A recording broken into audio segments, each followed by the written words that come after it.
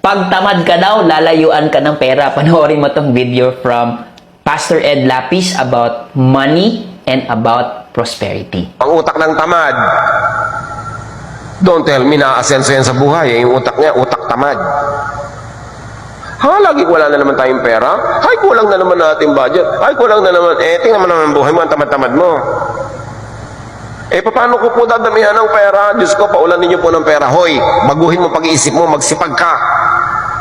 Gusto mong mabago ang bunga, baguhin mo yung tanim. Tapos 30 taon na, 50 taon na paulit-ulit na wala ka kapera-pera, pero ang dami mong free time. So, sino nang may kasalanan niya? Ang mundo? Ang mga Hapon? Si Magellan?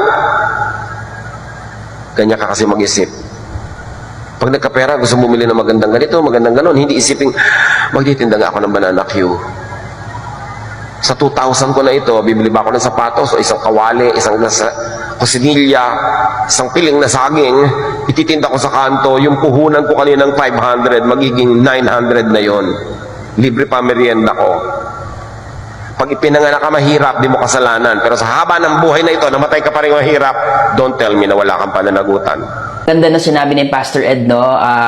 Actually, I've read in the Bible as well that the foundation of wealth is labor. Ibig sabihin, kung gusto mong yumaman, gusto maging wealthy, you need to labor. Ibig sabihin, you need to find means and ways paano ka kikita, no? And sabi nga doon sa video na lahat naman tayo may talent, lahat tayo may paraan. And sa panahon ngayon, lahat na po pwedeng matutunan, no? If you just go to YouTube, Google, TikTok, lahat ng mga skills gusto mong matutunan, pagluluto, pag-edit ng video, kung ano man, pag-dinegosyo, whatever. Di na problema yung information kasi ang dami na dyan na available online and libre pa. All you need to do is to actually work and to do your contribution through labor. Hopefully, ang video na to nagpa-remind sa atin na magsikap sa buhay para at tayo mag-improve at tayo magkaroon ng magandang kinabukasan.